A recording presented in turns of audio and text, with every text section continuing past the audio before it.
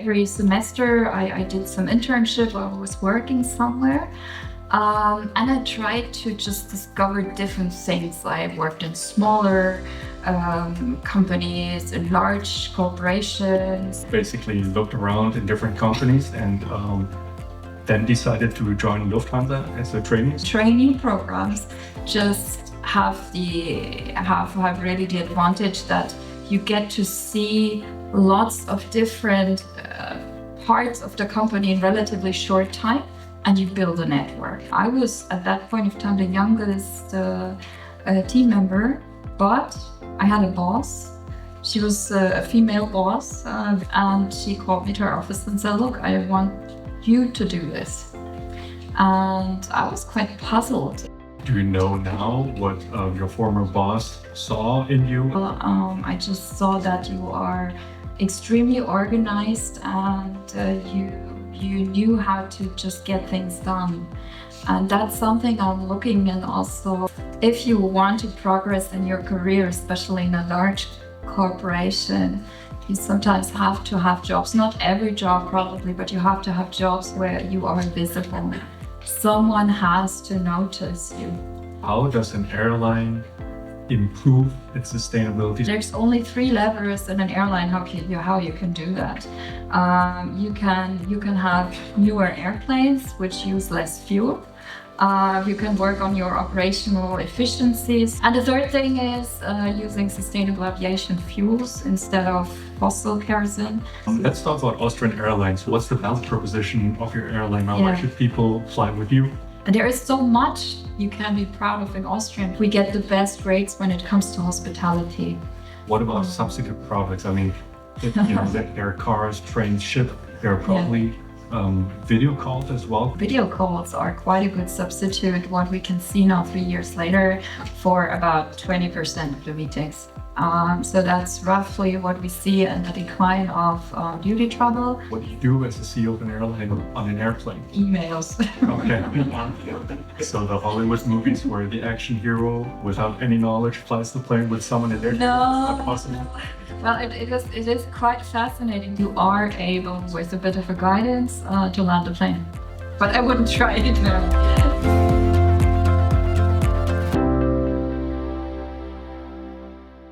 Dear students, welcome to the CEO Leadership Series. My name is Chang Wang Li, and it is an immense pleasure for me to present to you the CEO of Austrian Airlines.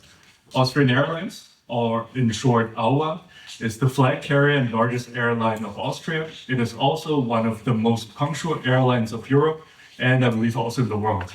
Ms. Annette Mann has been CEO of Austrian Airlines since 2022. She is one of the most important and influential top managers of Austria and also in the European and global airlines industry.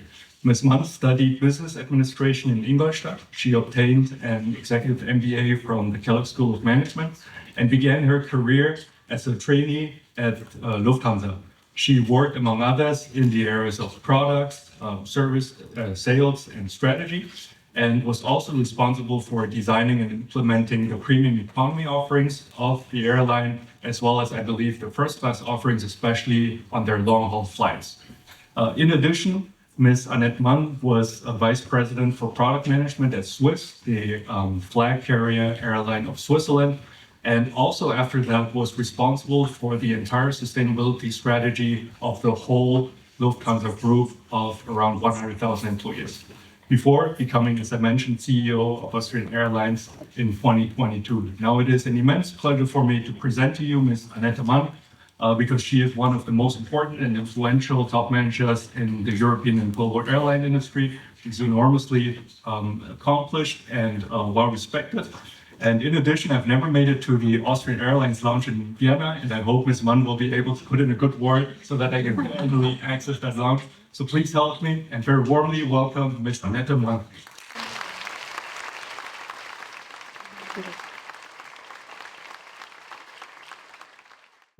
That's a start. Yes, thank you. Well, you deserve it, you earned it, and we're very happy that you're here. So let's perhaps start from the beginning, so to speak, so that we get to know you as a person. Can you maybe tell us a little bit about yourself, starting from your childhood? Sure, yeah. I was born on New Year's Eve, 77, so probably forever in the age of your parents. And I was born in a small town with about 10,000 inhabitants in Bavaria at the border to Austria. Yeah, and I spent my whole childhood and adulthood there, having like a very normal school career, so to say. And everything was quite normal. However, I had very early on probably the feeling I need to get out of here. Everything's very small here. And I didn't have a good feeling at that time, or like these big dreams when I was young, where exactly it could be. And this was then, in the end, also the reason why. I mean, at that time there was no internet, right? So my parents and my grandparents were still like my grandparents were farmers. My dad comes from a working class family. My mom was the first one who actually had an academic degree. She was a part-time teacher, but nothing really super exciting. Like very absolutely decent and happy family, but.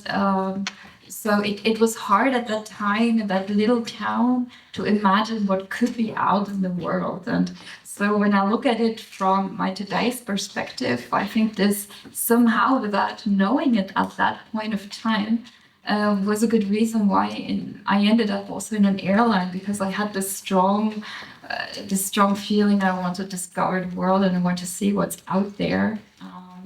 But basically, my first 18, 19 years was really in a small town without much internet and without much around. So, yeah. All right. And when you began your studies in business administration, did you already have airlines and air traveling in mind?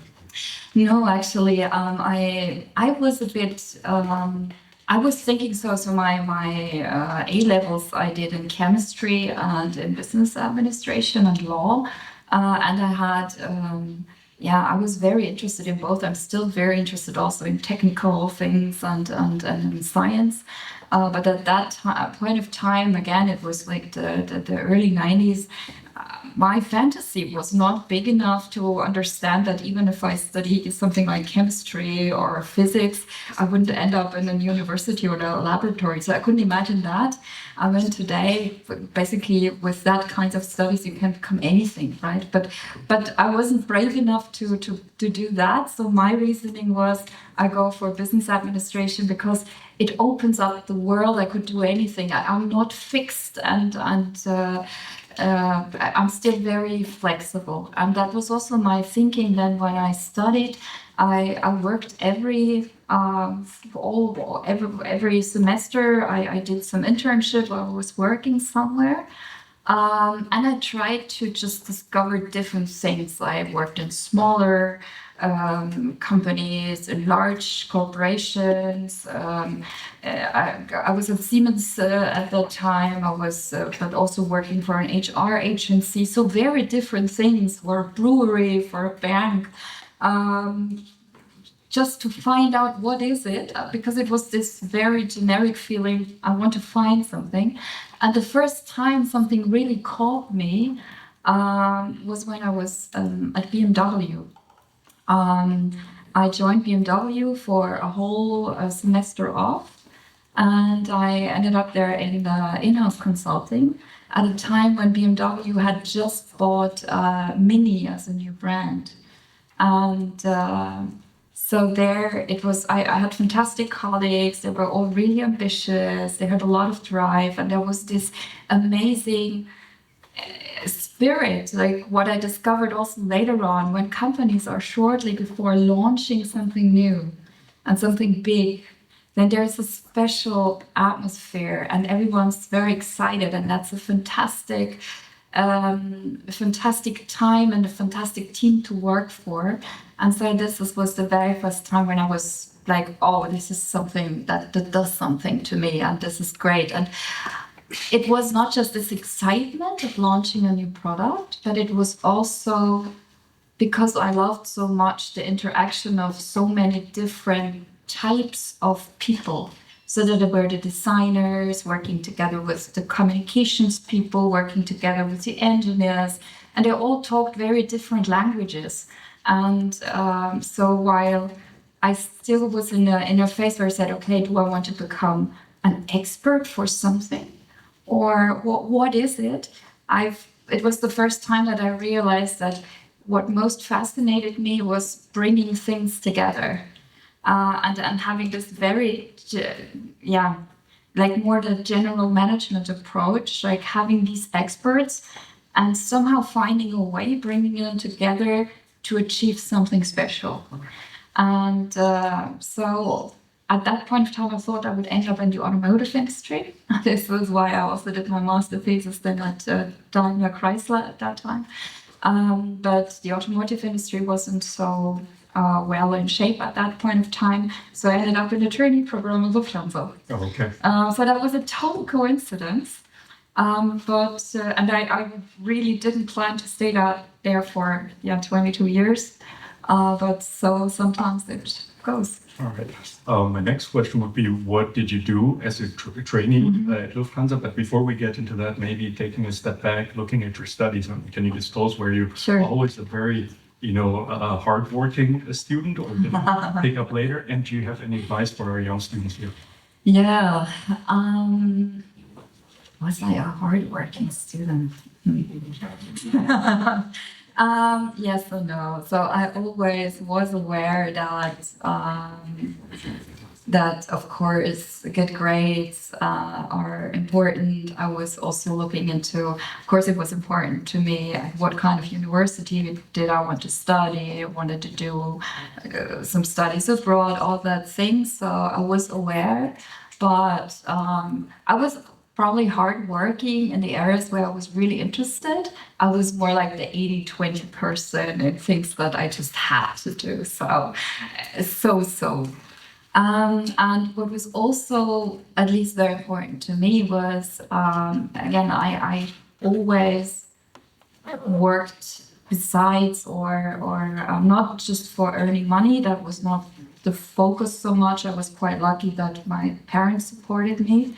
But I always wanted to work because I wanted to make sense of what I learned at university, and I wanted just to find out what is really what catches me in terms of what is really like what's for me. All right. Yeah. Right. And then you basically looked around in different companies and then decided to join Lufthansa as a trainee. So what did you do there? Yeah, what did I do there? I actually joined Lufthansa, or I was very clear when I said before I tried out several kinds of companies, right? Consultings and producing large and small. I made a very clear decision for me that I wanted to go into a large corporation first of all.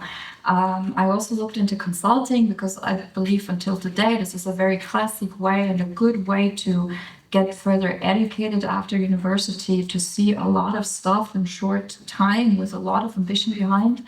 But I so much had for me the idea I wanted to belong to something. I don't want to just be sold to a project and then leave the project again. I just wanted to be more into something.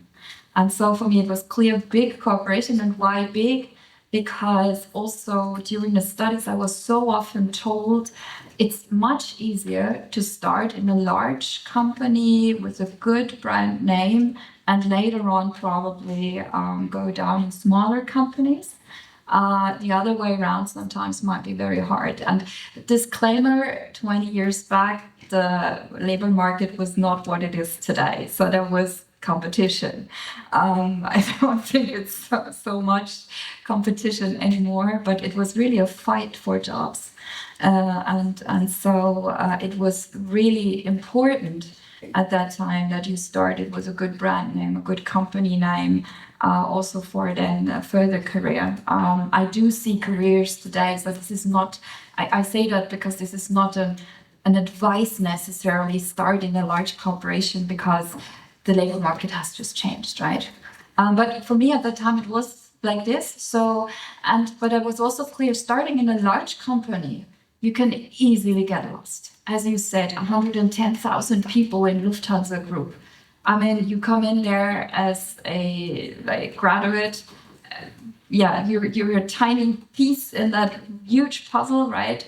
And might be hard to understand what's really going on in a company. And trainee programs just have really the advantage that you get to see lots of different parts of the company in relatively short time, and you build a network.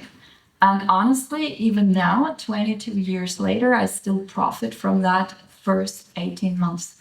In terms of network, in terms of understanding. So what did I do? I started with the first project. It was building a new terminal part in Frankfurt. So I learned a lot about ground operations and the core of an airline, right? Without operations, forget the rest. Then I went to Japan for half a year, so we could choose anywhere in the world, and I wanted to do something exotic. And there I joined the sales team and tried to understand how does sales work. Then I came back to Frankfurt. I was part of a restructuring team which tried to get the short-haul traffic more profitable because that was a problem. And then I ended up in my last project where I also stayed longer term. Lufthansa at that point of time had bought the A380, but it was not clear yet because when you buy airplanes, you buy them more or less empty. You decide as an airline what cabin interior you put into that. And probably you're too young for that, but again, 20 years back, it was a mega hype about this A380, and people had so many fantasies about what crazy things could you build into this airplane, right? Because it's so large. And that, again, was a bit like what I saw in BMW, and where I thought, well, that's cool. That's so many disciplines coming together, and I can be a part of that. So after the training program, it was really clear for me in such an interdisciplinary team, I just wanted to be. All right. And was your task or your part of your job a hands-on approach and actually looking at the interior of the A380? Yeah, and then when I joined, it was still a lot about market research, and that was quite interesting because it gets you really to the heart, right? You try to understand customers. Who are these people whom you try to build a product for and later on sell it for hopefully a good price? And so this was, again, very educational. And then I was planned only to be, a regular member of this product team for cabin interior. And that's also important, you sometimes have to be lucky, right, in careers. One colleague, she was leaving. She was planned to do the project lead for the first class cabin interior, so developing the first class seat. She was leaving, and I was at that point of time the youngest team member, but I had a boss. She was a female boss, very unusual at that time in that position. And she called me to her office and said, "Look, I want you to do this." And I was quite puzzled. And honestly, I had like I was about to say, well, but Christina, I'm not sure if I can do this. I'm just very new. I would have no idea how to approach this. But she was so confident that she said, "You do that, and I'll support you. But I'm totally confident you can do that." So that I trusted her, and so I just did it. And that was an extremely important moment also later on, because it happened later on again, but it's also important now to remember that, because now, of course, it's on me sometimes giving young people these kinds of moments and support, right? So where do you see talent, and how can you support young people, especially women? Because, I was not always, and still not always, super self-confident, right? And there were many situations in my life when I wouldn't have raised my hand and say, "Look, it's me, and of course I need to do this," but I was hesitant, right? And then you need that kind of people who just support you and strengthen you, and that was such a moment. Do you know now what your former boss saw in you, and what do you look for in terms of talent, in terms of people around you? Yeah, depends on the kind of job. There's so many different kinds of talents. When I asked her later on, she said, well, I just saw that you are extremely organized and you knew how to just get things done. And that's something I'm looking in also young people and what's talent. I think like looking at problems or looking at tasks and having a quick idea how to approach things and how to solve it or how to approach it, how to approach concepts.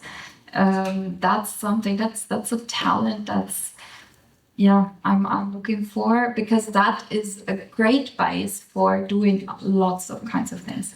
All right. Yeah. We do hear from many of our other guests that the switch from doing your own tasks as well as you can from leading a team, leading a project can be challenging at first. How was that step for you?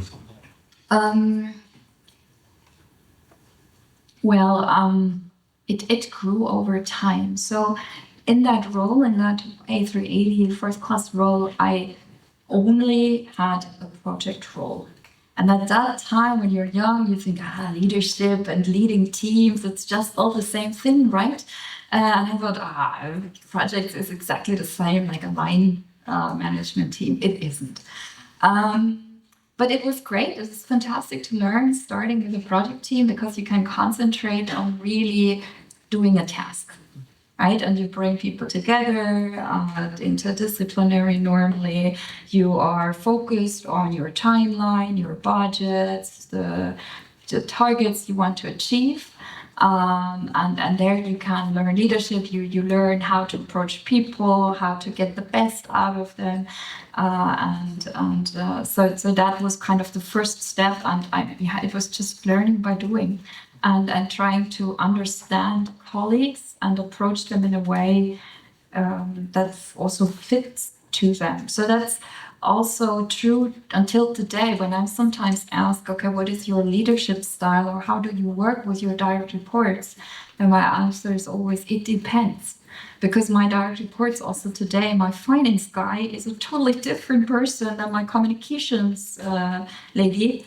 And you have to work differently with different people, and you have to find a good way to communicate. And that you already learn in projects. And then later on, I learned that line management is something, again, very different, because it adds more problems, let's say, because then it's in line teams, there's always the person who doesn't perform, there's always the person who has like personal problems, there's always the person who, I don't know, something, you have to solve a lot more than just a task. You're leading a team of people, and in projects, you're task oriented, and in line management, it's more holistically about how do you develop people longer term beyond the task. Okay. Yeah.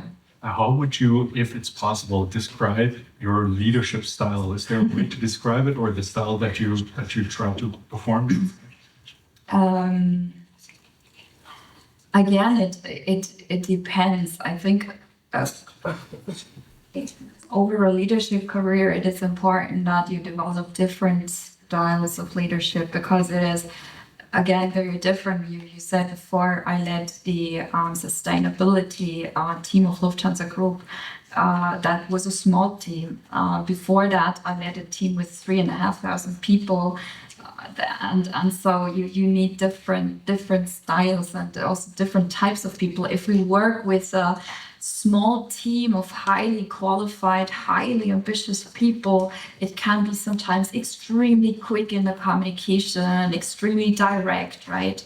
If you're leading large teams and people don't see you very often, and there's different hierarchy levels in between, and people feel distant, if you're super quick and super direct, people are just scared. And so it depends. All right, good points and good pointers too. If you were to maybe pick out a few highlights, since you experienced quite a bit and performed many different roles up until you became CEO of Austrian Airlines, can you maybe tell us a little bit about some of the steps you had? Sure. So the A380 we already had, that was, again, where I just found out that I thought a dream job, but every dream job goes by. So my next thought was I went to sales and I wanted to have this line management job. And again, wanted to see how does the company earn money. I think it is important to understand how a company earns money, where the money comes in. But then one of my most important, and it was only 2 years, parts was I went into the strategy team. Why? Because I wanted to understand how are decisions really made. I think one of the most important tasks if you want to pursue a career is to understand what decision makers need to make good decisions. This sounds super basic, right? But believe me, when we have a board session or a board meeting every second week where we make decisions, and in so many cases, although people prepare a lot, right? They haven't missed out on really understanding what a board member needs to make a good and informed decision. And I mean, not 100% information, you will never have that. But what is it, what you really need to make a good decision? And sometimes, it is a really important task to learn that. And for me, it was great to learn that in strategy, being relatively close to the board and understanding that, and that helped me over the next 10 years probably. And honestly, it's also failure. I mean, one position I had, it was half, I had 2 roles in one, and I was responsible, and sometimes you might even experience that, for the service centers of Lufthansa Group. So the call you make when you have a problem, right? And the thing was, I went into that role, and honestly, it's not that complicated. You go in there, and after 6-8 weeks, you have a basic understanding what's wrong and what you would need to fix. I was in that role 3.5 years, and I couldn't. It was impossible. And when I then later tried to reflect on why was it impossible, it had a lot to do with the organizational setup and roles and how responsibilities were distributed. And it was kind of a deadlock. And I also tried to better understand that, because it was so much, it was really triggering me so much, because up to then, I probably not always on the first try, but I was thinking of myself, I can solve basically every problem, right? But this one was, no, I was really unhappy. But understanding what went wrong in that position and why it was so tough and probably hardly doable now gives me a much better understanding. How do I have to design organizations now from my role to make it achievable for others, right? And so, that was also quite an important part of the journey. Well, thank you very much for being so open. I mean, we always see the successes, so to speak, and sometimes to hear of some challenges is also quite a good learning. How did you pick yourself up from it, and what did you do afterwards? I somehow made my freedom with that role, because I had the opportunity to kind of slash the role and build it in a new way before I left it. And so hopefully for the successor to have a better chance. Unfortunately, then Corona was kicking in and everything was different. But so I tried to get from my learnings and designed a better organization. And I mean, that's now 5 years back. We're just in the middle right now in Austrian Airlines also to do some organizational changes. And when we had all these discussions over the last few weeks, I was frequently thinking about that situation where I tried to recap, okay, why was it difficult, and do we make the same mistakes again, or how can we avoid these kinds of mistakes? How can we really have clear responsibilities? How can we, I mean, my job is to to give people an environment where they can do their jobs, right? And so that's what I try to remember. All right, well, that's a good key learning. Speaking of different jobs, I mean, you also were vice president for product management at Swiss, I believe, and responsible for the sustainability strategy of Lufthansa. How did those moves come about? I mean, was it always kind of clear, all right, that could be the next steps after I perform well, or are those just basically openings that coincidentally happen and then? Well, maybe I have to connect it to one step earlier and also career advice. If you want to progress in your career, especially in a large corporation, you sometimes have to have jobs, not every job probably, but you have to have jobs where you are visible. Someone has to notice you. And this is easier if you have a topic or a job where you do something that is really relevant to the company. And my kind of breakthrough in terms of visibility was when, out of my strategy role, I developed the implementation of the premium economy. So you might think, another seat, but it wasn't about a seat. But historically, Lufthansa only knew economy class, business class, first class.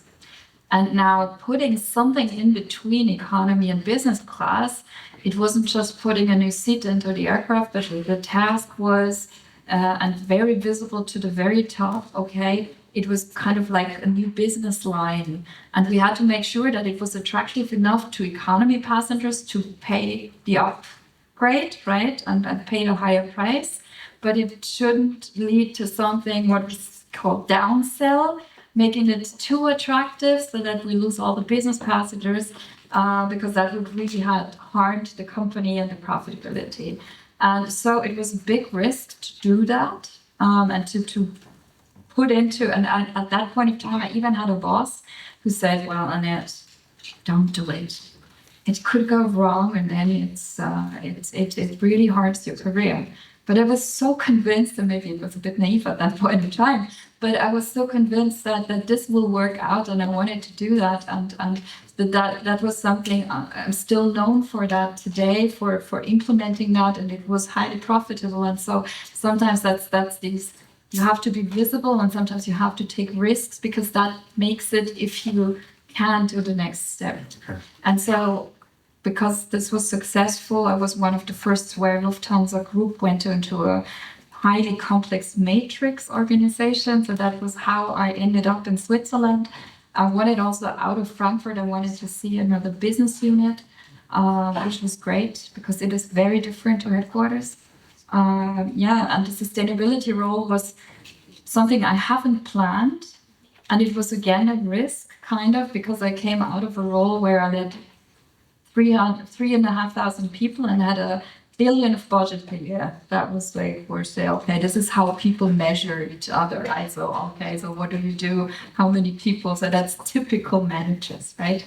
And the sustainability part was, okay, budgets? No, there are no budgets. People? No, not really. Maybe 4 or 5. Maybe you can have another 5. Yeah.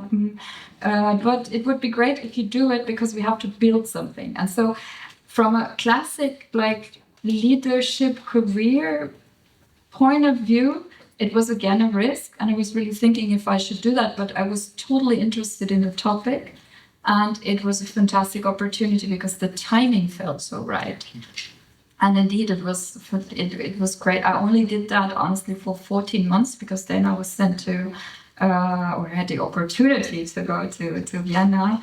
But it was a great time because I learned so much about sustainability. I learned that most people talk a lot about sustainability but have no clue.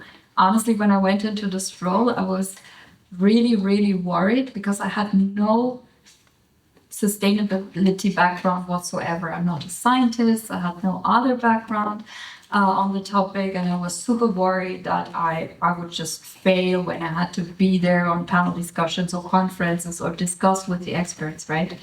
But again, especially in this don't get me wrong, sustainability is a super important topic, but it's also it's quite hyped, right? You open a magazine, you open the newspapers, and people are writing something or talking about sustainability.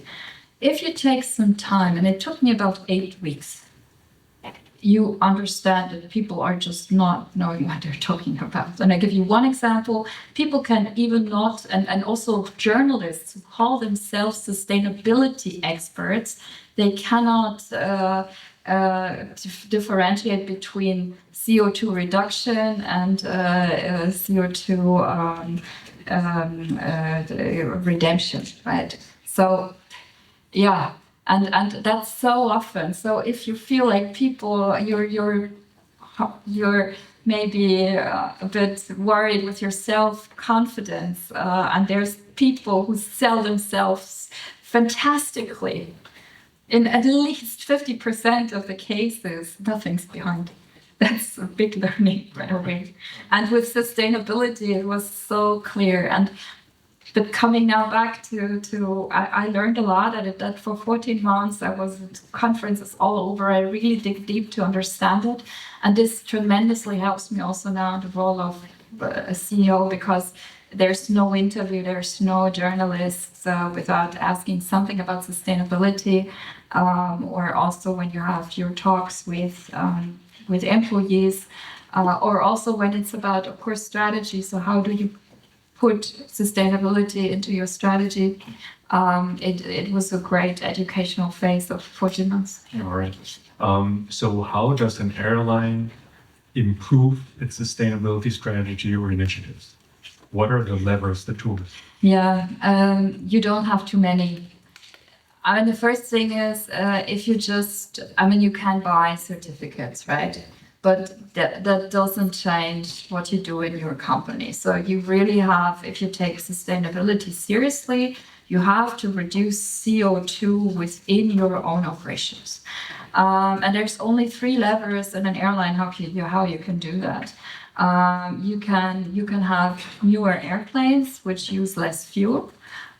You can work on your operational efficiency, so you can have all your procedures, how to reduce the fuel consumptions. That's a bit like you drive your car, and you have some influence while driving your car if you need a liter more or less, right? It's the same with an airplane. So you mean like not braking too hard and so on? You can do that in yeah, so it's not exactly the same, but it's like, do you, for example, after landing, do you switch off an engine, or do you use both engines while taxiing to, or also are you really monitoring your flight levels, and are you always optimal in your flight levels, and what's your approach?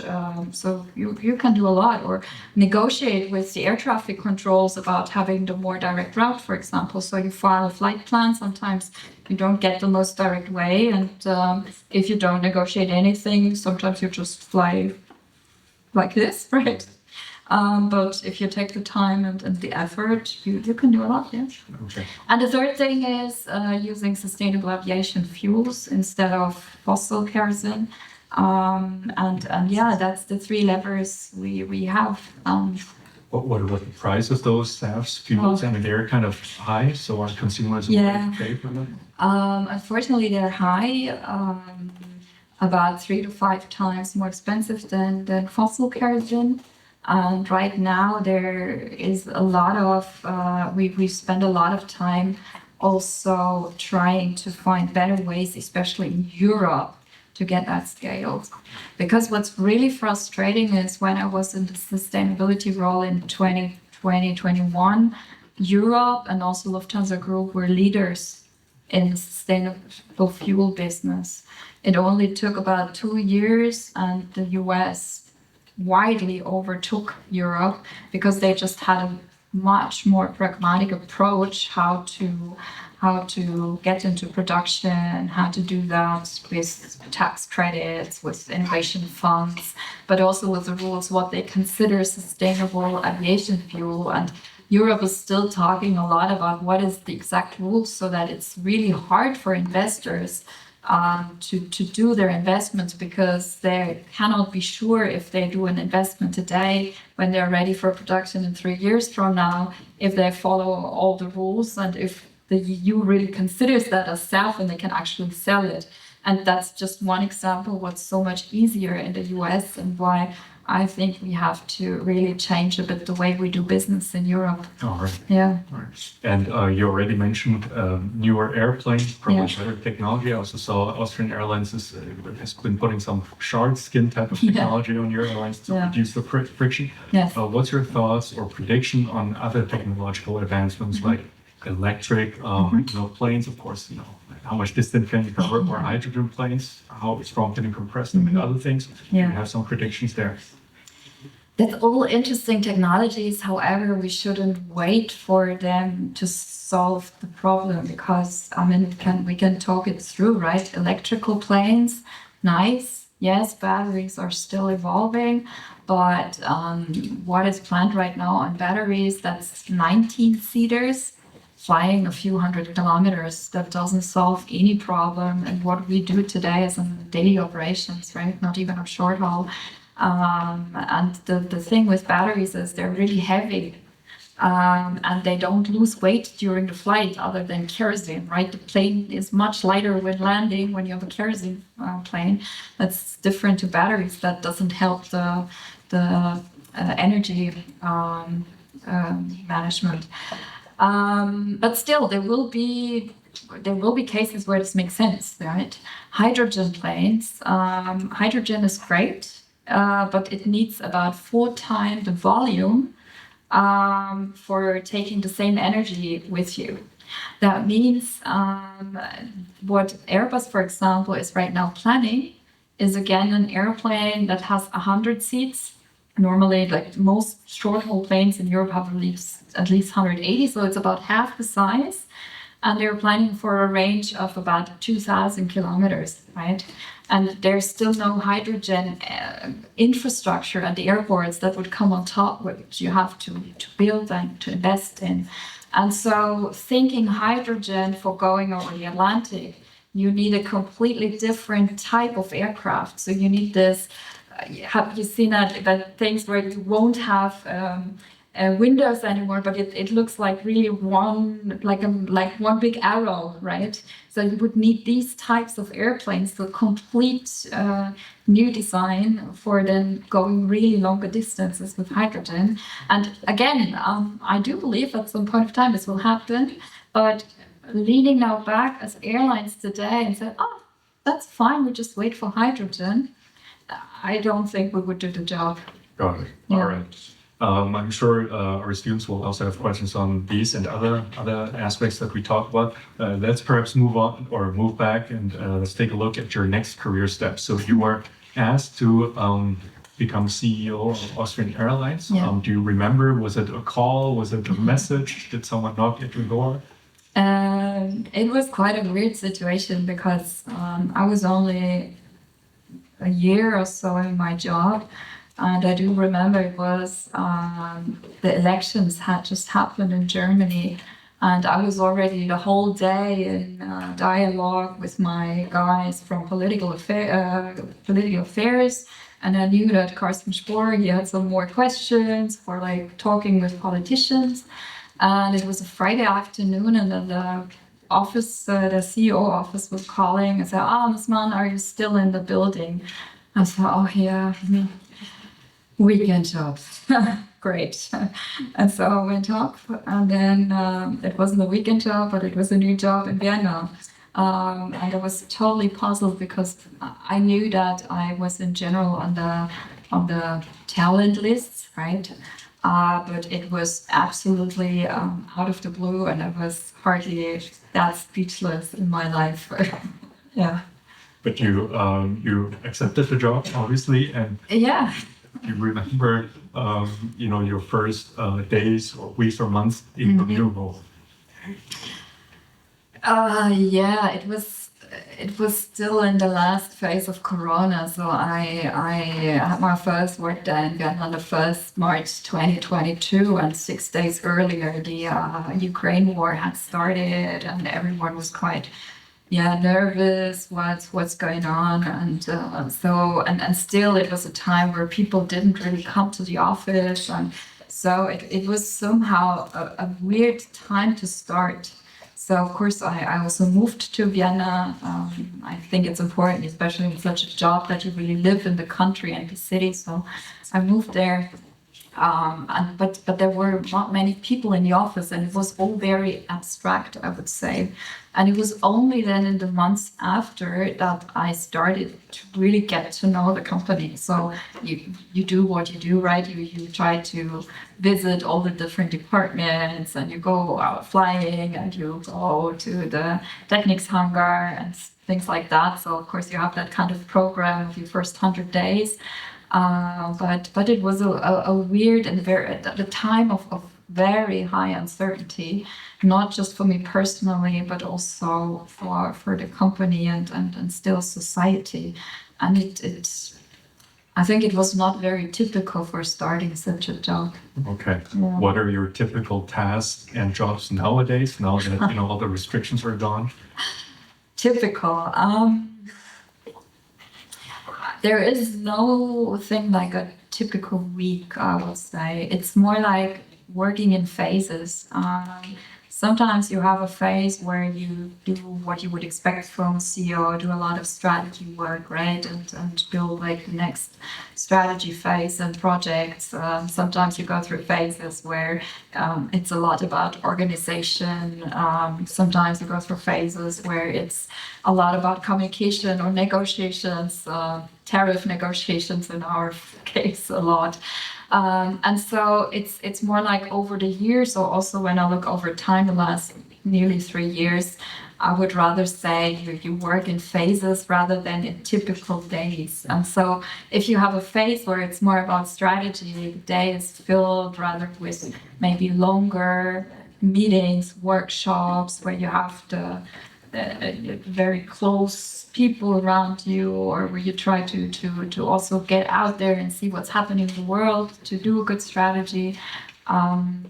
When it's tough negotiations with tariff partners, it's very different, and it's all about negotiation, it's communication and troubleshooting, right? So what about your work? Let's call it work rhythm. I mean, it might be a bit personal, but when do you normally get up and get to work? How long is your work? Yeah. And do you work on weekends? It sounds like you do work on weekends. So. Maybe also that you can relate to. I'm married since nearly 20 years, but I don't have kids. But I have a weekend marriage. So my husband is also traveling a lot, and he's a CEO for an SME in Germany, and so we see each other only on weekends. So this is the reason why my rhythm is very much focused on Mondays to Fridays, where I do work a lot, but it doesn't matter really. But I try actually to keep weekends free as much as possible. I mean, sometimes if there's any kinds of crises or something special, yes, of course, or you sometimes sit there on a Sunday and prepare for, I don't know, an export meeting and then read documents, stuff like that. But it's not a very regular thing that I would say every weekend it's X hours. During the week, when do I get up? Between 6:30, 6:37 if I'm lucky. I'm normally at the office around 8, I would say. And then very often there's there's evening events. Different kinds of, it can be from meeting employees for their 40 years anniversary, or cooking together with new employees. So that's more like the internal things, right? Or meeting your management team for a dinner. But it's also a lot of external events in the evening. So I'm a board member of the kind of industry association, stuff like that. So it can be anything. All right. Yeah. Interesting. Fascinating. Let's talk about Austrian Airlines. What does the future hold for Austrian Airlines? What are some of the steps that you're planning for the company? And also, what's the value proposition of your airline now? Why should people fly with you and not perhaps with someone else? Very good question. So, Austrian Airlines is a very proud airline with nearly 70 years of history. And that was something I really needed to understand in the beginning because lots of these large national airlines, right, they come out of a history of being a very proud but often state-owned airline where it wasn't so important to be very productive or efficient or profitable. And so lots of these airlines went through really, really hard times, especially in the 90s and early 2000s, when there was more competition, the low-costers came up. And this was also very true for Austrian Airlines. So Austrian, again, very proud people and the company you can be proud of, but in the 2000s, they struggled a lot, and it ended up that in 2009, Austrian Airlines was bought for just €1. And it was even worse. The government had to add a 500 million check to Lufthansa so that Lufthansa will take it because it was so deep in trouble. And so for Austrian, there were many years to follow then where it was about restructuring and downsizing. And that did a lot to the company. And this is, for example, different than I was at Swiss. Swiss also comes out of this proud history, but Swiss was already restructured at the moment when Lufthansa Group bought Swiss. And this made a huge difference because Swiss joined, and it was not the terrible, bad Lufthansa who was punishing the airline every day because it was already restructured, right? But there was this notion in Austrian that Lufthansa was always saying, okay, it's not good enough, and you have to be cheaper and better, and so on. And so this was about for 5-6 years. Then it was restructured. And then there was the next crisis coming because then there was a low-cost war in Vienna. The airport attracted low-cost carriers. So there were 6 low-cost carriers at the same time. And Vienna is nice, but not that big for 6 low-cost airlines. And they were like battling for market shares. And Austrian, who had just recovered from the restructuring, right in midst. And so again, it was all about identity, and it was not clear, can they survive? Do they have to become a low-coster, and so on? And then came Corona, right? So when I joined, it was a lot about, and still is honestly, what is now, after all this history and these 15 years of different crises, what is really the identity, and what can and should the employees be proud of? And there is so much you can be proud of in Austrian, but somehow I sometimes feel they have unlearned to be proud and to even if it runs well, they do not really, many employees do not really trust that they're worth of being proud, you know what I mean? And that's kind of a weird atmosphere. So long story short, it is, first of all, when you want to position a company, I truly believe you have to see what's the history and what's in the inside. Because if you want to be true to the market and to your customers and have a strong brand to the outside, you need to live it in the inside.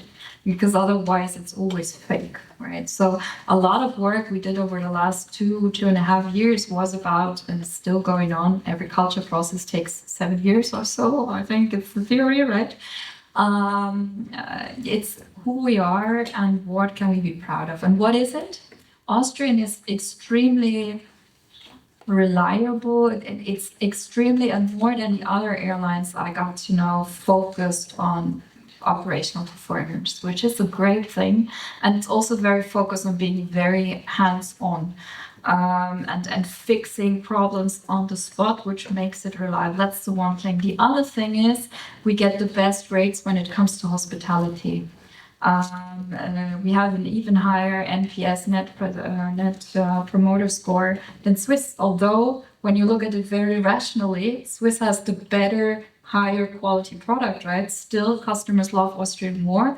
When you ask them why, then they tell you something about it's the people and it's the hospitality and it's the charm.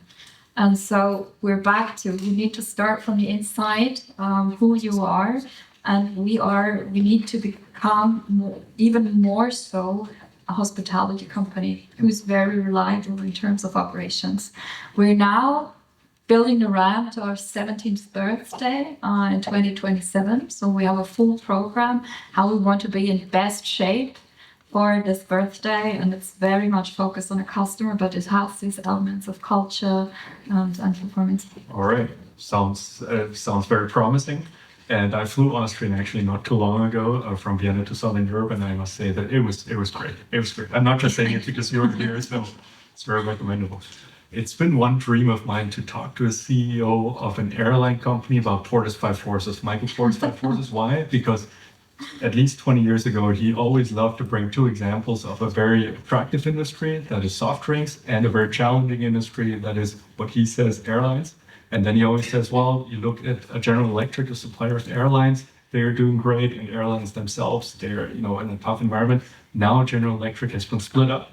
Doesn't make me happy. It's no Schadenfreude. I mean, I like the company very much. It used to be a fantastic, iconic company. Nevertheless, it just shows things may change. Companies may themselves be able to navigate those circumstances quite well. So if it's okay for you, can we maybe go through the five forces relatively briefly for us too? Sure. So the first one is the competition, the intensity of competition. And Porter claims, well, there are more than 5,000 airlines, they're very tough and so on. Everything's based on price.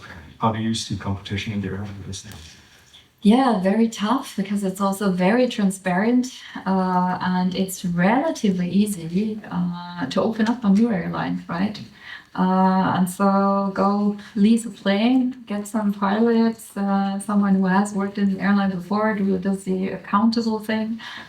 It's not too difficult. And so lots of competition. And the tough thing, we're now talking from my position, is as a network airline, managing a hub airline, so meaning hub and spoke, you need this feeder network, right, to fill long-haul planes. You are bound to one position. You are bound to one hub, in our case, Vienna. Our competition, when I look in, especially also the low-cost carriers, they're super flexible.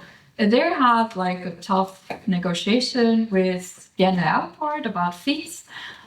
They can just say, look, I don't need to fly to Vienna with Norco. I don't have to have here 19 airplanes. I can also shift them to Prague or to, I don't know. So that makes competition sometimes even tougher if you're, as a network airline, are so much bound to your hub, right? All right. What about bargaining power of suppliers? I mean, you have a few big airplane manufacturers. Is it really that tough?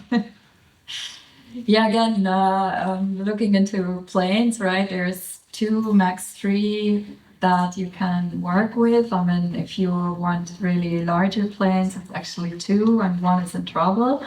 That doesn't make it any easier, but that's something our competitors face as well, right? So with the example before, like I'm stuck to a hub, my competitors not necessarily. That's tougher than everyone facing the same thing, having just 2 options where you buy your planes, right? Okay. It's not nice, but yeah. It's the reality. It is just reality, and it's the same for everyone. So there's no competitive distortion, so to say. Okay. Yeah. What about bargaining power of buyers? It depends very much. There are, for example, what do you need, or where are your big cost positions, right? For example, ground handling. So some things when you operate an airline, you do yourself. For example, we have our own people who sit at the check-in counter. But lots of things when you operate on the tarmac, you have to have suppliers, and they're limited to 2 max 3. And that sounds kind of okay, right? But the reality often is that one is not performing well and the others has issues with growing. So especially again, if you're like a large airline on the location, then it's a theoretical idea to just switch. But in practicality, it's not so easy. Other suppliers, like when you have to build, right? For example, a caterer, we spent I don't know, 80 million a year or so on catering. If you plan well, you can build up caterers so that you have options for your next tender. But if you don't, you're very often sticking to maybe one or two options that reduces actually your power. All right. And what about, so you mentioned barriers to entry, threat of new entrants, you covered that already. And what about substitute products? I mean, there are cars, trains, ship, there are probably video calls as well, could be a substitute to some extent. So how do you see that? Well, we learned a lot during Corona, right? Video calls are quite a good substitute. What we can see now 3 years later for about 20% of the meetings. So that's roughly what we see in the decline of duty travel or classic business travel.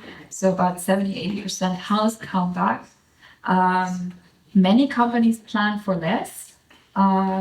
But it was also quite interesting. I once was on a panel discussion, and it was one of the travel managers, and he said, yeah, in the moment where we understood that we thought it's great to have a video call with our customer, but our competitor was at the site, we started flying again. So many things, I think, especially if you're in a tough competition, it makes a difference if you're there personally or if you just take the time for a video call, right? Yeah. So it's not quite a entire full substitute for sure. No, absolutely not. And I mean, how many of you are still doing Zoom dinners? I mean, honestly, also personal contacts, right? What we see is we are above 2019 levels now in Austrian in terms of capacity. Yes, there's less business travel, but there's even more personal travel because people just during the pandemic, it feels like they have understood how important personal contacts are. And so it seems to even go up. All right. What's the favorite customer for not just Austrian or AOA, but for an airline? I mean, is it the customer, the first-class customer that buys all the ancillary products, whatever is being offered? Is it the economy customer? Is it somewhere in between? Is it, of course, the premium economy customer. Who's the best customer? That's very easily said. You measure, or the best measure is what's your profit per square meter of aircraft space. Because the aircraft space, that's your scarcest and most expensive resource. And the more you earn per square meter, the better. And actually, it depends. It also changes over time. It changes over the seasons. But in general, still premium economy, of course, the ticket price is less. But per square meter, it is more profitable in some cases than business class. And in economy, it always depends. It's more dependent on the routes. We like the ones who book early and pay good prices. First class passengers you don't fly first class, and they expect a lot. So there's not the easiest customers. Do you have advice on should we choose window seats or aisle seats? It depends what you're. I'm the window person. Yeah. I still, although of course I've traveled a lot in my life, I still love to just look out of the window and watch the world from below. All right. Ms. Mann, let's perhaps go over a few quick questions on the private side. So, what type of cuisine do you like?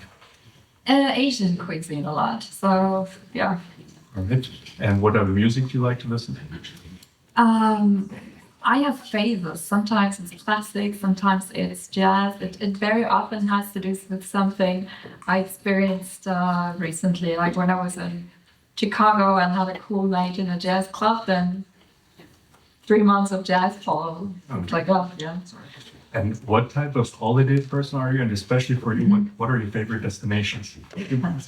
I'm totally the nature person. So, and I'm more the person who travels during a vacation. So just staying for 2 weeks in one spot, that's not me.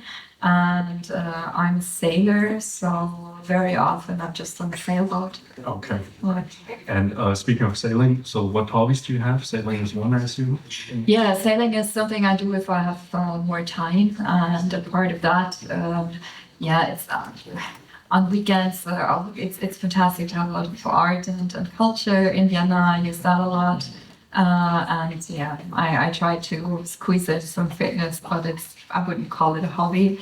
And a part of that, when you've lived in many different places, many of my weekends are just booked by meeting friends from other locations before or visiting family. Okay. Do you have time to read books? And if yes, what book recommendations do you maybe have for us? Or what type of books do you read first? Again, it's phases. I'm not the one who has always one book next to my bed or so. And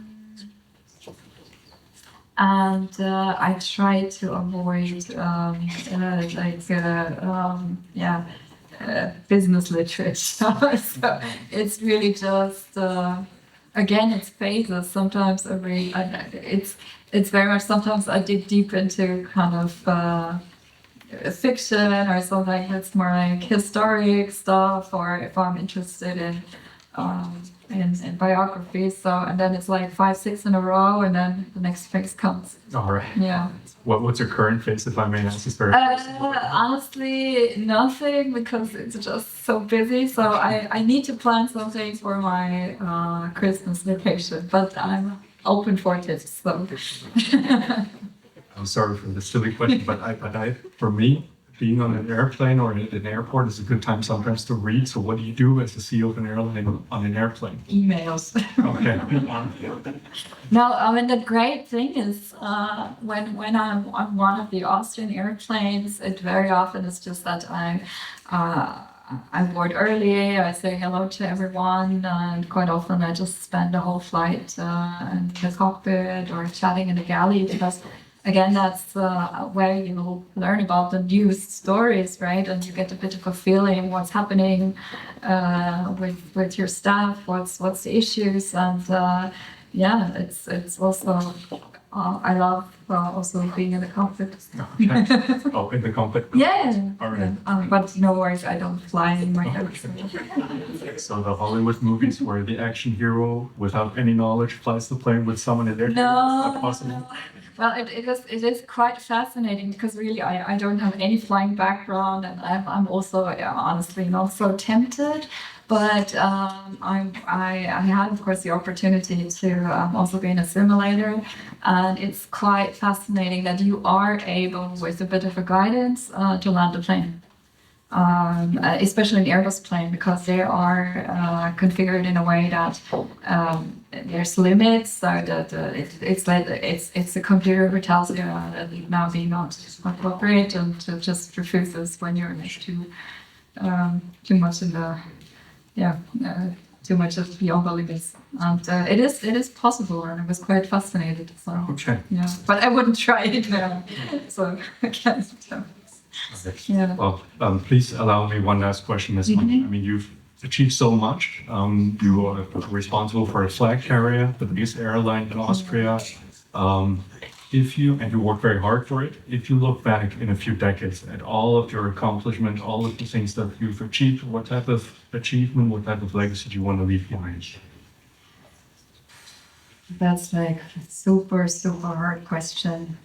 I mean, I would answer it from an angle, where do I have the feeling that it does matter? I think it's the moments when people come to you and say, look, I met you then and then, or you said this and that, or I did this and that, and it influenced me for doing this, right? So if you have an impact, a positive impact on people's lives, and at least that's the moments where it touches me, that it does make a difference. And so I think that needs to be the goal somehow, right? That sounds like a very noble goal, and you most definitely influence us today positively. So thank you very much for the nice conversation.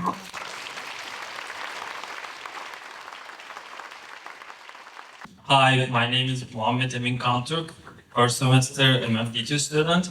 I want to ask that, like, when you were in your early career, what was your expectations about being progressing in your life, maybe being a CEO? And when you look at from now, what do you see about your expectations? Are they achieved, and about your life satisfaction? Thank you. First of all, I didn't plan to become a CEO. But I do remember relatively early, I do remember when I was a bit after my trainee program and I met with my trainee colleagues, we were talking about, what would we expect, where would it be realistic to end up? And I did have the idea so I was like thinking, okay, if I stay within Lufthansa, I would assume, or my goal would be to be within there was a leadership circle, it was like the top 200. It was called B level at that point of time.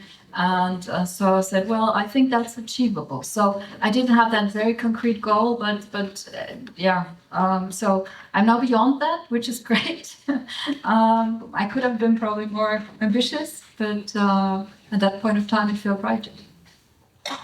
Hello, I'm Habiba Daryaktish. I'm studying masters. And I want to ask, how do you balance the competing demands of profitability, sustainability, and maintaining high-quality service in an industry where there's always a change and customer expectations are always evolving? Indeed, they are. First of all, I truly believe in sustainability, and this is very true not just for Austrian Airlines, but also for Europe or the world. You can only achieve sustainability if you somehow also think in business models and profitability, because someone has to pay for the transformation, right? And profitability only comes if you make your customer happy. Of course, you can run a company in a way that you, on a short term, maximize your profits. But in the end, if you don't come from the customer, it will always be short term, or you have an extreme special niche without lots of competition, might happen. But so my kind of hierarchy is, we need to understand the customer. That brings the profitability if the customer is happy, and also finances sustainability. And a part of the customer happiness, and that the circle closes more or less. Of course, more customers are also looking into, do you do something for sustainability, which is then again part of the happiness. Hello, my name is Lesan Hadia. I'm studying Master in Management. You already point out a little bit about the competition between the airlines with other airlines. But my question is now, as a flag carrier and part of the larger Lufthansa Group, how you effectively compete within the larger Lufthansa Group? Oh, okay. It evolved over time. So when I was joining, I do remember that there was fierce competition inside the Lufthansa Group. And it was by really, it was intended. So I do remember 10, 15 years back, it was intended that German wings at that time really is the competition of Lufthansa on a domestic route, right? But by now, it's actually, we've overcome that in a way. I think most in the group have by now understood that the competition is outside. And of course, you compare yourself to each other, which makes sense because there you have the full data transparency, right? I don't just have full transparency about punctuality. This is actually quite a public figure, but of course I also have the full transparency. What's the profit margin of Swiss? What's the revenues per passengers of Lufthansa, and so on. And I can also compare, and that of course gives you that is some kind of, it's more like the ambition internally that you want to perform. But we try to really work very closely and coordinate it together to tackle actually the competition, which is outside of Lufthansa Group. It's not always 100%, but I think we're really made a lot of progress in that over the last 10 years. Yeah. Hello, thank you for your attendance. My name is Mohammed Jamshidi. As we witness a pattern of limiting airplane speed to reduce fuel consumption, what technologies are being prioritized to enhance operational efficiency while maintaining customers' experience and satisfaction? And also, you said that you like Asian cuisines. I want to ask, have you ever tried Iranian dishes? Actually, no. And honestly, Iran was always on my bucket list because I've heard so many great stories. And I mean, our cabin crew, of course, is there. But somehow, yeah, it's, well, difficult to travel, right? What's the focus in terms of technology? Honestly, it's sustainable aviation fuels in combination with just trying to save fuel in daily operations, just as you would try to save fuel on your car, right?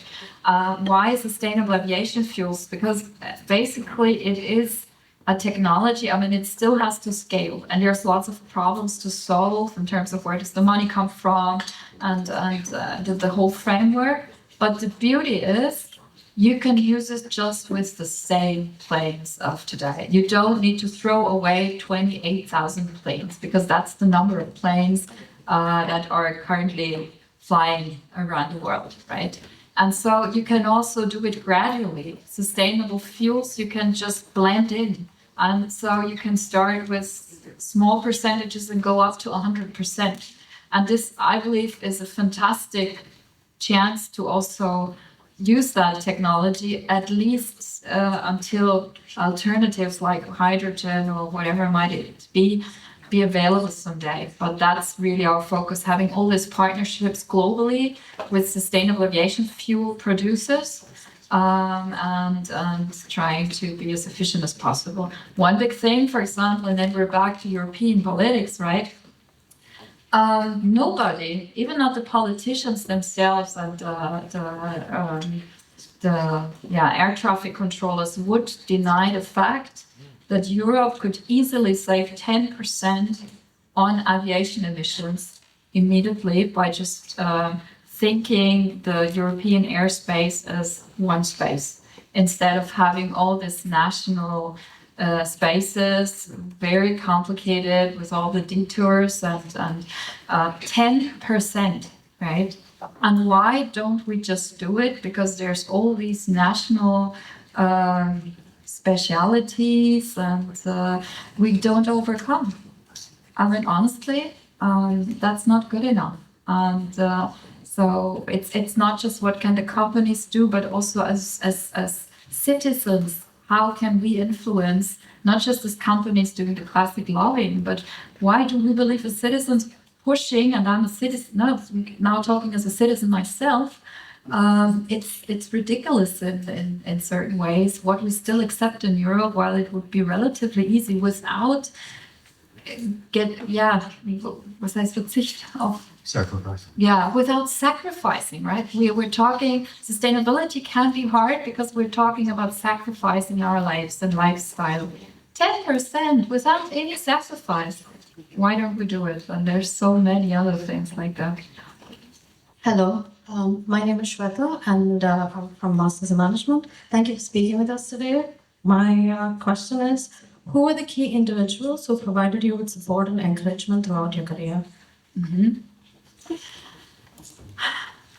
I have great parents, and they always supported me during my school time, but also then, as I said, just made it possible that I had really a good time. I could really focus on studies, right? And they always trusted me in terms of that I will make the right decisions. And so I think that's really important, basic, having parents who support you and believe in you. Later on, I mean, there were some teachers, of course. I wasn't, as I changed universities a couple of times, I didn't have anyone in my university time really whom I still remember as being a big support. But there were many different people, I would say 8 to 10 probably over my career in Lufthansa, who were really special in different phases. And when we're with, also giving tips, I only can say I personally think it's much more valuable to have several people than just focusing on one mentor who pushes you. So for me, it was always very valuable. Like I told about one of my first bosses, right? She was super influential. There was another boss when I was doing this premium economy with this high attention from everyone.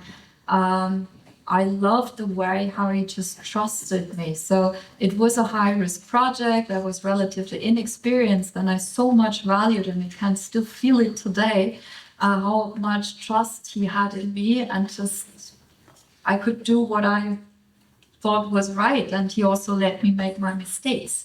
So there's, again, maybe 8 to 10 people, if we had some time, who would be like this. Yeah. Hello. Thanks for the intuitive words. I'm Babak Hassani. I wanted to ask you about the fact that data and trends show that low-cost carriers like Ryanair are growing in popularity, specifically after pandemic. How do you cope as a full-service carrier? How do you cope with such a situation to lose the competitive advantage? It's super tough. I mean, you constantly have to manage your cost. This goes on the nerves of many because it's like, I mean, you can never stop. But this is true in many companies, right? Competition isn't sleeping. Besides that, and that was and still is difficult, you just have to try to invest into what people see as a difference. So we had the hospitality thing before, right? Many people still also value a lot that on average you get much better support and service when something goes wrong. And the weird thing is, when you compare low-costers and Austrian Airlines, you don't just have to be a bit better, but because people don't expect much of low cost, right? Something gets wrong, you're treated really badly, but you just accept it because it was cheap, right? So you book with, I don't know, Austrian, Swiss, Lufthansa. Maybe you do it even already better, but because of expectations are higher, you need to be so much better. And so we invested heavily in all our digital processes, into service center capacities, and we try to really understand what makes the difference for people. I give you one example. Why do frequent travelers still love us? Because we make exceptions, because what's extremely powerful is we have good data when we know that several times in a row something went wrong on your flights. You call a call center, you want to rebook a flight which has nothing to do with the problems you had before. And then the call center agent says, look, it's 300 euros rebooking, right, for a long haul flight. But I'm sorry, you lost your baggage last time and you had you were not on time. I waived that for you this time. And customers are just surprised that we know these things and are attentive to things like that. And so it's not the one thing, but for several customer groups, you just have to find out how you can make the difference to a low-cost carrier. And that can be super different from type of customer. Yeah, but that's an example. Hi, I'm Kira. I'm also studying Master in Management in Digital Technology, and I saw on your LinkedIn that you did an MBA at the WHU, around about 8 years after graduating. And I wonder if you maybe can share why you decided for that, and if you think that it opened some career opportunities for you. Very good question. And the very honest answer is I started the MBA at a time where I was a bit bored in my job. That was the one part of the story. And as my husband's also working a lot internationally, that was a phase where we were thinking about also spending and relocating to another continent. And so it was really honestly, it was just a combination of being a bit bored and the idea of having an internationally renowned, because it was this combination with the Kellogg School of Management, having a degree, because I still did the diploma, the University of Ingolstadt was at least at that time quite renowned and a good name in Germany, but nobody would know internationally, right? So it was more about raising chances for the case. So we never relocated, so you could say, well, was it worth it? It was a good time. Would I, in general, recommend someone who did a business administration degree in the first place, doing then an MBA or an executive MBA later on? Not necessarily. I still do believe it's very much for people who have studied something else before. Still, it was a super interesting time, and I have never regretted it. I would say it like that. Yeah. Thank you. Hello, my name is Julius, studying Management and Digital Technology at Home University, and I would like to know from you, do you have advice on how to start in a new environment? Maybe not so much focusing on starting as CEO of an airline company, but taking your experience from all your internships and starting early in your career. Thanks. Yeah, good question. I always try to, the one thing probably what everyone does is try to get as much information as possible, right? All the rational stuff. I find it super powerful to just get a feeling and try to understand the vibe and what's going on below the surface, right? And it's sometimes just a feeling you have where you can then just dig deeper. And in many cases, it has to do something with the history. And as I tried to describe before, through what kind of history Austrian Airlines went, right? And although I try to dig deep, for sure, I don't understand 100%, but at least it helps me regularly better understand things that otherwise, without knowing the history, would just be very weird and strange. And so understanding the history, I think, is something very valuable you can do just on top to the standard stuff like, what's the strategy, who's who, what's the meeting structures, stuff like that, right? Yeah, vibes and history. Hello.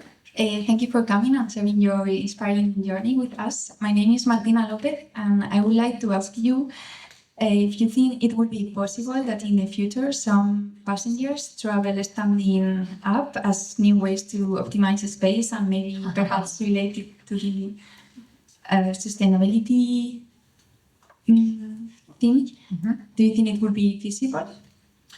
Actually, once a year, there is a trade fair in Hamburg, a global trade fair where designers and engineers show their latest ideas on aircraft seating. And there is a concept where it's a bit like a bar stool or something like, this, it's a bit like someone who has to stand a lot doing a job and is kind of like a bit of a support, not really sitting, but a bit of a support of standing, right? And there are concepts like that. And sometimes we wonder why, or when the time comes that Ryanair and the low-costers might try it. But so far, it doesn't look like that. Is that something what we consider a shorter midterm? Honestly, no. Because there is rather the trend that people look for more comfort rather than less. And sustainability plays a role, but personally, people are really, personal space for everyone is something really precious, and not many people right now are ready to compromise there. Yeah. Well, hello, my name is Amelie Rendler, and I'm a student here at the University of Heilbronn. And my question is that, you are the first woman to become CEO of Austrian Airlines, and unfortunately, there are still a lot of prejudices against women in management positions. and attributions such as women aren't able to lead a crew. And my question is, have you ever experienced such comments or prejudices? And if so, how have you dealt with them? Thank you. When I was appointed a CEO, one of my former bosses, who used to be the CEO of Swiss, called me and said, "Look, Annette, I have one tip for you. Never ever read the comments below online articles." Yeah. Because probably, and I follow that advice. So I try not to expose myself to that kind of I would say bullying, right? So that's the first thing, and I think that's just healthy, because I mean, it's then when you read that, it's not just the bullying of me, but that happens to everyone, right? And so I think you can avoid stuff like that. Besides that, in daily life, yeah, sometimes, but honestly, it wasn't very strong. So and that's a very often asked question: have I been? Yeah, were there a lot of limits for me as a woman, right? And I always say in the first 10 years of my career, I didn't feel kind of hold back. And in the second half of my career, I felt very supported. And I still believe in many large companies, the time has never been better for women to grow, if you want, right? So yes, there might be a one or the other situation, but the interesting thing is when you talk to male colleagues, they also experience situations where they are not that respected probably, or where there is some kind of power play going on. And so at least in my environment, it was never really a problem. However, I know also from other females, I know that maybe I also was a bit lucky and was in an environment where very early on, totally different story, but I was always amazed when I started in Lufthansa 2003. It was already totally normal that openly gay people were in high management positions. And that was something special 20 years ago. That was not normal in large corporations. And so maybe aviation was a bit earlier and also being more open on that. At least for me, it was always okay. And I like because I don't think too much about it. It's a bit like just do your thing. And yeah, it's a great time to have a career if you want. Hello, my name is Kavi Maheshwari. Today morning I saw the news that the last I's were dotted, the last T's were crossed with the acquisition of ITA Airlines by the Lufthansa Group. So my question was, how do you see the future growth of Austrian Airlines, especially with the recent creation of subsidiaries like Discover or City Airlines? Do you plan more focusing on short haul or long haul with the new Dreamliners? Also, one small observation, you spoke about how Austrian is very proud of being themselves. I really like it that the word servus is written on the bottom with the new airline, or the new livery. Thank you. Yeah, thank you. Yeah, looking forward to a new sister. I mean, the thing is, on the hubs we already have, growth is limited due to infrastructure, or also in Germany and in Austria very much to cost structures. And yes, we fight against the cost structures, but it's just a reality. It's not like the most competitive locations you can be in. So in terms of growth, but I mean, the world out there if you want to remain in the global business, you need to grow otherwise, and we try to do that via acquisitions. And so ITA is just one further acquisition. And there's always some fears also in the current airlines. Oh, does that something now to Austrian Airlines? Do we lose trust? No, because I mean it's an add-on we want to grow, and it's not that ITA would now replace something that Austrian is doing. It's just the intended growth to be competitive on a global stage. And especially with Austrian, we have hardly any overlaps in terms of markets and routes. So that's all fine. It's always, I think, we learned it only over time. So when there were the first acquisitions with Swiss and Austrian and Brussels, it always took us long to integrate. We were also, as Lufthansa Group, as the umbrella, was always very hesitant because of the pride of the national carriers and so on. I think by now it is a good balance what the airlines do themselves locally and still can have their pride and their brand and all that, but how we work together in the background to really make the most out of it and be powerful enough to, be on this global stage, right? And so, I assume there will be more acquisitions to follow if possible, because it's the only way to survive on a global base. Hello, Ms. Mann. Thank you for being here and answering all of our questions. My name is Lilia Kraft, and I'm studying at the TUM. Your company has already taken significant steps in increasing women in leadership positions. In your personal view, what do you think are the advantages and disadvantages of gender quotas, and what long-term effects do you foresee for companies? Thank you very much. Very good question. So I always hope that the question doesn't come, am I pro or anti-quota, right? Because I think it's a super difficult question to answer. I mean, if there was no need for quotas, then why are there no more women already there today or 10 years back, right? So it seems that quotas do something and do support the process. It's a bit like setting goals and then you will start following that. And so I think it does make a difference. What are the downsides? And I saw these as well. I mean, you really need to grow enough females to then don't let them burn too early, right? Because when you make your career steps too early, I mean, you're always watched because you're then the female talent, right, in a great position, and then you're visible, and then you make mistakes because maybe it was too early, because maybe you're not experienced enough, and then if it runs well, then someone says, well, yeah, that's fine, we expected that, and helps you. But if it doesn't run so well, game over, right? And at least a step back, or at least there's somehow a problem, fixing that again. And that has happened.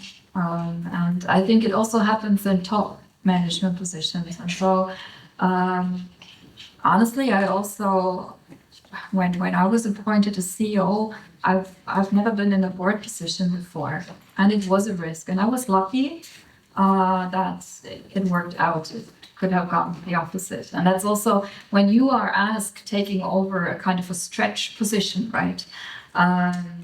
Think really well if the person who wants to have you there, for what reason, and does the person know you well enough to have a good feeling if you're capable.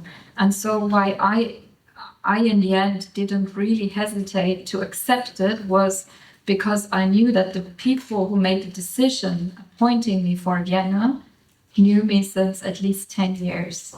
And so I trusted them that they know what they do.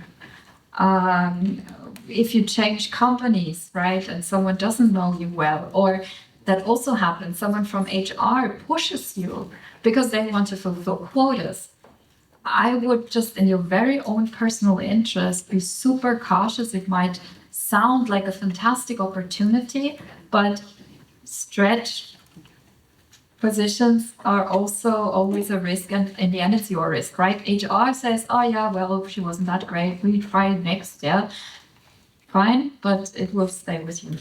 So choose well. Hi, my name is Mariam Kurhan, and I study international business and intercultural study at Hochschule Hartmann. Thank you for joining us here. And my question is, what measures have you implemented to ensure long-term financial stability after the disruption caused by COVID-19 and so on? Good question. So when I started in Austrian Airlines, Austrian is a company with about 2 billion of turnover a year. And COVID costed us about 500 million, and we were deep in the negative, with really negative figures. And so my first 2 years was very much focused on cleaning that up and generating as much cash as possible, and so to get rid of state aid as soon as possible, because state aid it was the only way to survive, right? But it also limits you in your entrepreneurial decisions. So that was one of the first goals. And then we're back to how do you get to profitability? You need to somehow appeal to the customer, right? And appealing to the customer in the airline sense, and especially after COVID, it was all about operational reliability. Can you fly, and can you do that reliable? And that again sounds so simple, but aviation, when you think about these 27,000 or 28,000 airplanes in the air every day, right? It's kind of clockwork. And after 2 years, everyone was out of pace. And some people in aviation, they were home for 2 years. They were not used to work anymore. It was super strenuous for them for just coming for 4 hours. Which was not a problem before, right? It was a bit like you didn't do sports for too long. And so we, in the first summer, we put everything into operations, so bringing back the planes, making sure that it's not just we have enough people, but also the airport and the air traffic control. So we worked a lot with our stakeholders, because operations, being back in the air, was the only way to generate cash and business. And since then, we're trying to build back on customer experience. And so I believe this is the only way to be profitable long term. I don't believe in companies who say their main goal is earning money. No, it needs to follow something you do and people like to buy. Yeah. And yeah. But it's still, I think it was Carsten Spohr who says it will take about 10 years to be probably in the same financial health than before COVID, because it was about a 10 billion loss all over Lufthansa Group and during the pandemic. Thank you for sharing your inspiring experience. And Selena, I want to ask you, as you have mentioned the innovations you made during your career, how do you create a culture of innovation in Austrian Airlines, as it is a big and complex company? I would like to know about that. Thank you. Yeah. First of all, I don't believe in departments which are called innovation management.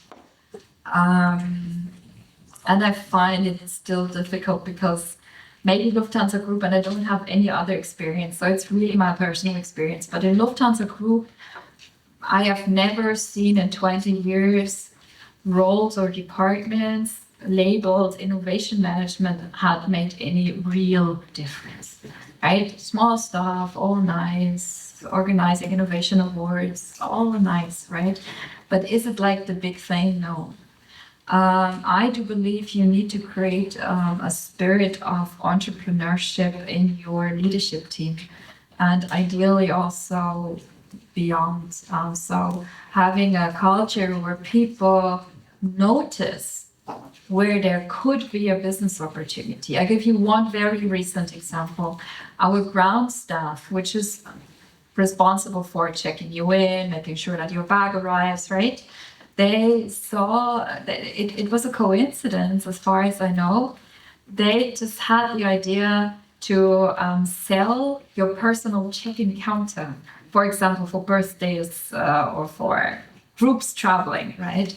And so they just came up with the idea, and people love it, and we sell it regularly, and it's $100 per hour or something like that, right? It's not big business, but I love this example because it shows that they observe something and they really had the idea and just implemented it, how to do something good for a customer because people love it. They like buying this as a birthday present. And for us, it's business. Perfect, win-win, yeah. And having these kinds of examples and having this kind of thinking, especially in your management team, but also beyond, I think this is what you need to foster for innovation. And also a culture where things can go wrong, where you can try things, and if it's not working, try something else. Yeah. But it's tough. Haven't seen so many companies who do that really, really, really well on the long term. Yeah. Hello. My name is Benjamin. I wanted to just ask you, what is your opinion on short-haul flight bans? Do you think they will become more common in the future, and how much of a threat do they pose for Austrian Airlines? I think it's absolute nonsense because banning flights, I mean, what does it mean, right? And it was very much in the press that France is now banning short-haul flights. Do me a favor and Google that, because these flights are not actually banned. It's only banned that you buy a go and return tickets on this very short distance, because all these flights still exist, but you can only buy transfer tickets. For example, was it Nantes, one of the Nantes, Paris or something, I think was one of the, or Bordeaux, Paris.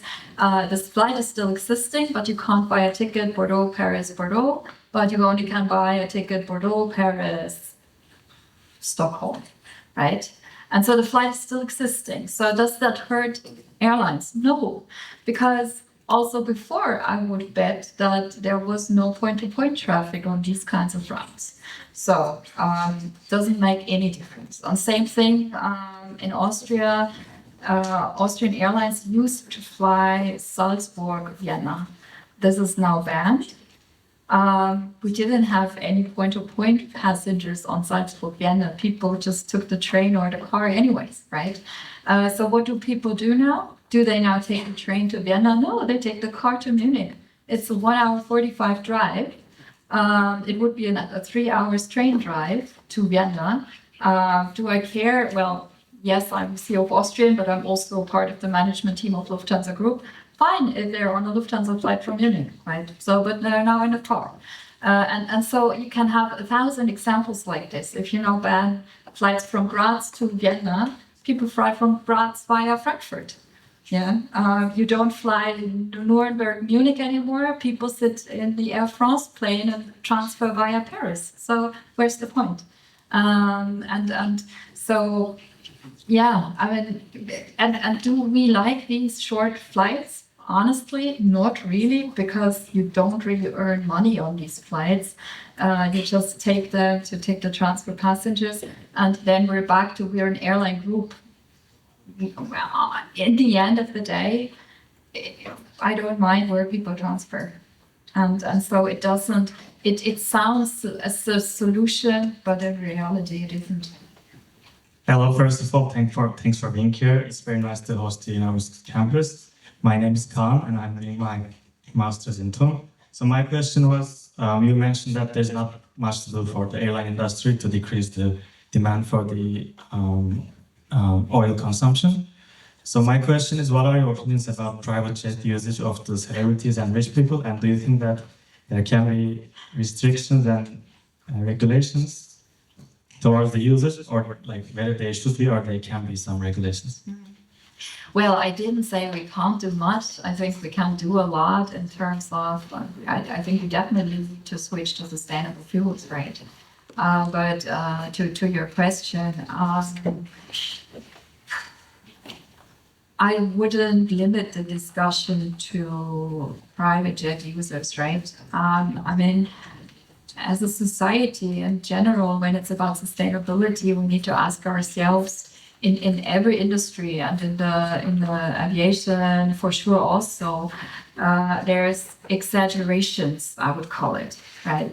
I mean, honestly, do you need to fly 10,000 kilometers to just sit in a hotel resort eating German schnitzel every day?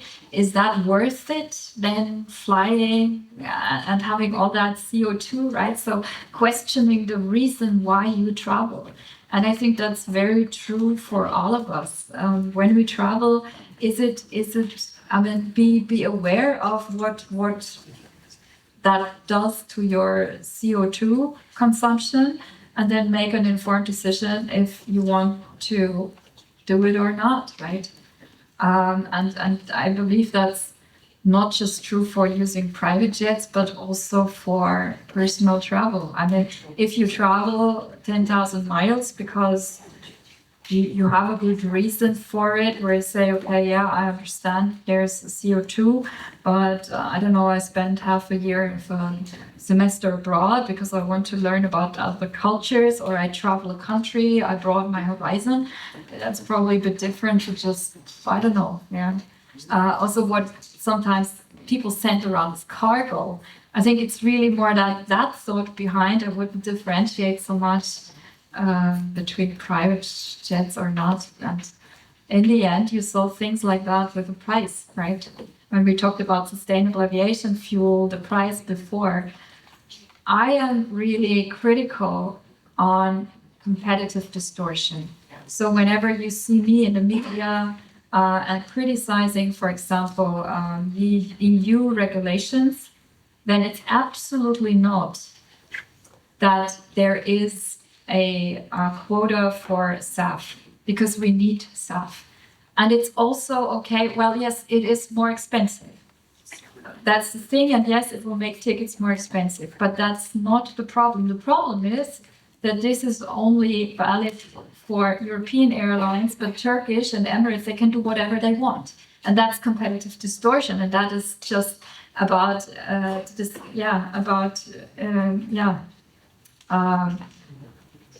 labor in Europe and business in Europe, right? That's just stupid. But just making flying more expensive and also investing in flying more sustainable over time, I don't have a problem with that, rather the opposite. And then it also regulates reasons for travel, right? Then maybe you don't fly 10,000 miles for being amongst Germans having schnitzel. Yeah. Yeah. Hi, I'm Riel Kapulitan. I'm a Master's in Management student. So you've mentioned that in order to be noticed for promotions, you have to be visible. Mm-hmm. But at the end of the day, there are so many good people. There are so many visible people. What attributes do you have to make yourself stand out for those promotions? You would wonder how difficult it often is to fill positions. It is a myth that there's always like 10 fantastic people fitting that one job. And it's rather like when you fill a role, right? Then it's not just about, in general, are you qualified or not, but it's also, do you fit the circumstances? I give you an example from a conversation I had yesterday. I have a role which I had posted, the head of brand and communication.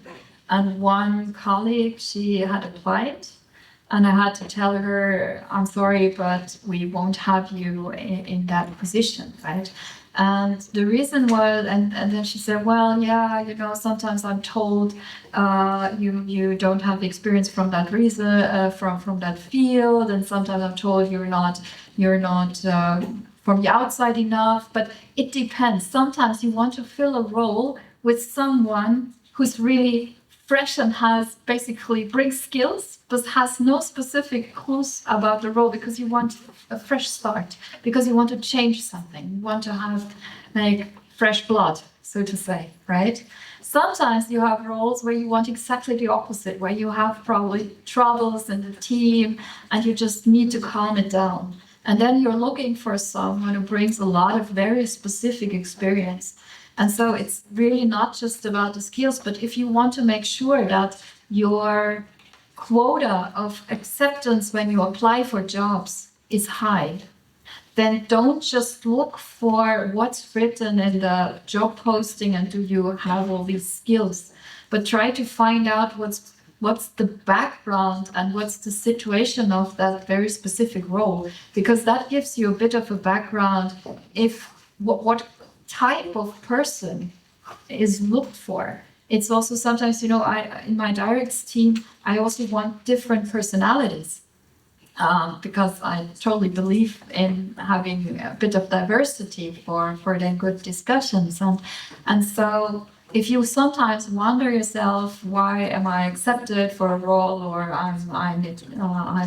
I'm rejected, then it might be that very often it's not just purely for your skills or your background, but very much of the context, if that fits or not. And if now from my perspective, when I'm filling a role, bringing all that together, not just looking at skills, but all the other things, then it's often down to 1, 2, 3 max people who actually really fit the requirements. And the more you can understand of a role beforehand, the better. First of all, thank you for being here. My name is Samir Sakran and I'm studying management and data science. And my question consists of 2 parts. So the first part you mentioned before about good decision making. And I want to ask about that specifically right now with the problem about like the wage dispute and the strikes and the pay demands. So how do you ensure as a CEO or as like a board itself that you're taking the right decision or you're ensuring that it's the right decision? And the second part is your decision also being affected by external factors like the stakeholders or investors and like other internal forces as well? Thank you.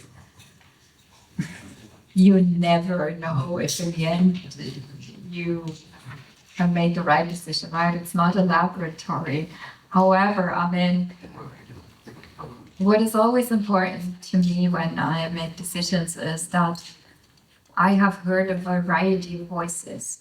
What I find extremely dangerous is if you only listen to one voice. So when it's really a high-stake decision, I try to get not like the perfect information, because again, that will never be the case. But it's more about getting lots of different perspectives to calibrate yourself and ask questions. And when you're asking about the tariff negotiations and the strikes, honestly, that wasn't that difficult because it was so clear that if we had given in on the original ask or what they asked for, it would have really put Austria in deep troubles and with a questionable future. So you absolutely cannot make that decision, right? And it was super clear that we need to just go into these strikes because the other would also have been not sustainable. And then it was an interesting experience. But you learn a lot about yourself in such a time, right? We struggled a lot through the first 1-2 months of the negotiations because we struggled when we said, well, how can we explain it any better?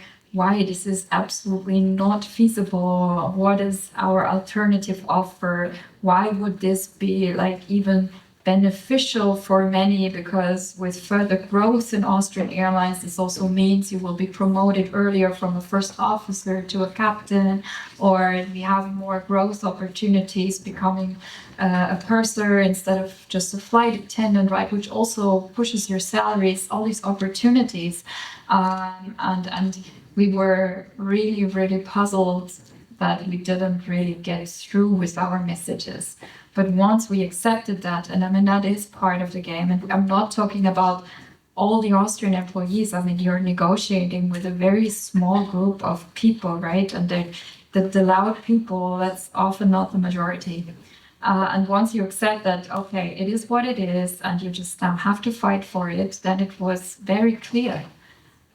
Because yeah, and then the rest you can calculate in terms of where do you give in, what's the offer you make. Yeah, that's a very rational thing in the end. But the emotion was very early on, but then you blend out the emotions and you just try to do what's right for the company in terms of long-term sustainability. Yeah. But yeah, you learn every day, and I'm sure we make lots of mistakes. I mean, we're all in there for the first time, right? In such a situation. Yeah. Hello, my name is Theophan Skavalas. Thank you for your time, first of all. You've talked about sustainability extensively, so I have the following question. During the pandemic, there was a phenomenon called ghost flights that made some headlines. So, is that something that you had to deal with during the pandemic, either in Lufthansa or Austrian Airlines? And if so, what actions have been taken to avoid this in the future? What kind of flight? Sorry. Ghost flights. Ghost flights. Ghost flights. Yeah, that's what they call them. Basically, almost empty flights during the pandemic. Ghost flights. Ghost flights. Yeah. That was something really, really ridiculous, and it was happening only because negotiations failed. So of course you try always as an airline, of course, not to do any ghost flights, right? But as far as I recall it was a situation, one of the most valuable things as airline that you have is the so-called slots. So traffic, the rights that at a certain time of the day, you can fly from A to B. And especially on airports that are really full, this is something you earn them. And if you don't fly them regularly, you lose them. That's just the general mechanism behind. And during the pandemic, many airlines tried to negotiate with the authorities to say, look, we cannot fly any longer, we don't have the passengers. But the authorities didn't approve that you, although not flying, you will keep your slots. And so it was also a measure in the end where you say, okay, you have to, you can't, because if you lose these kinds of slots, you will never survive after the pandemic, right? And in the end, what did work out, I believe, but I wasn't super deep in that, is when it once was so public, then also the authorities understood that they need to make more exceptions because it was absolutely ridiculous, right? And that sometimes, you're sitting there and you sometimes don't believe it yourself, but that's these kinds of decisions you have to make, although they are ridiculous, right? But not making them is then, putting your future on risk, and that's also not very sustainable. Yeah. You know what I mean? Yeah? Okay. Thank you very much for a wonderful visit. Thanks.